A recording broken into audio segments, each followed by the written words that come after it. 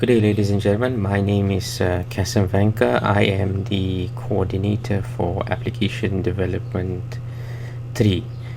Welcome to the series of videos in which I'm discussing the Web API.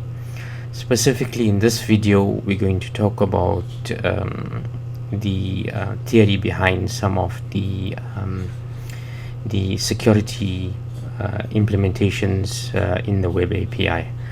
The discussion on security is a really important one because an API allows users or subscribers to get access directly to your data, and ultimately you don't want that access to be to be available to anybody. And the security features allow us to basically restrict who has access to your Web API. Primarily, I'm going to be talking about three types of security. The first type is something called a bearer token. And the idea of tokens is sort of a very common idea that we see right across the internet, access to something, to a file that is either encoded or included in the URL. And that's an example of a classic token that we see on the internet. It's a common practice with regards to the Web API.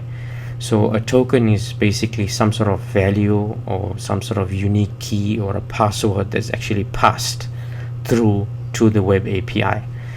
And I'm going to quickly skip to Postman to tell you a little bit of what I'm actually talking about. So in Postman, I've opened up Postman here, and I'm going to click on something called an authorization tab.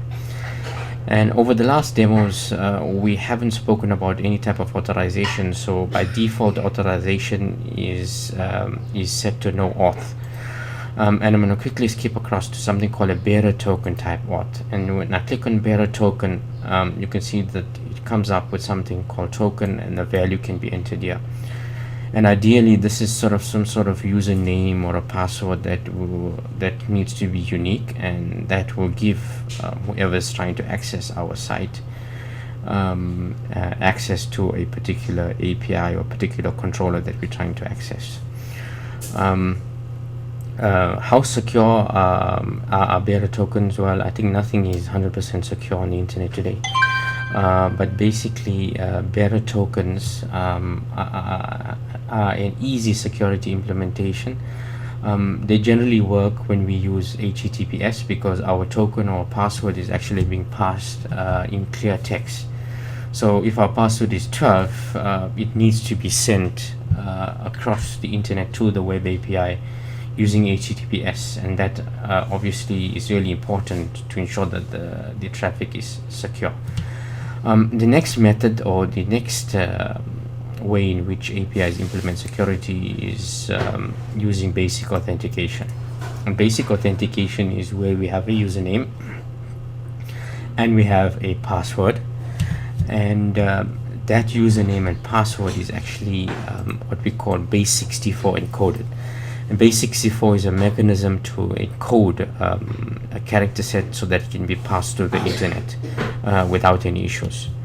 So using basic auth, we include a username and the password, and we simply have a colon that separates a username and password, and base64 encode it, and then we send this information to the server, and the server side, the username and password is differentiated. It's very similar to a bearer token. Only thing is that we have the username as well as the password that is encoded into as a token that's passed to the Web API. We are not going to be looking at an implementation of this. We will look at the implementation of the bearer token in videos that are to follow. And the final method is obviously using the Microsoft or ASP.NET identity framework, where you can physically manage your users either in a database or using the identity framework or through Active Directory, and give users access or get the identity framework to manage access. And this is very useful where you want to allow people, where we want to supply tokens. So the user actually contacts a URL, you supply him with the token. Once his username and password is verified, and then he uses that token to access different features on the website. It's a more complicated form of security, and we're not going to get into the details of implementing this. With the bearer and the user, the basic authentication, we can implement a database as well, but generally this is not necessary, because it's just a very simple way to control who has access to the data. So in the following videos, the videos to follow, we will have an in-depth look in how we can implement bearer-based tokens. Thank you for watching the video.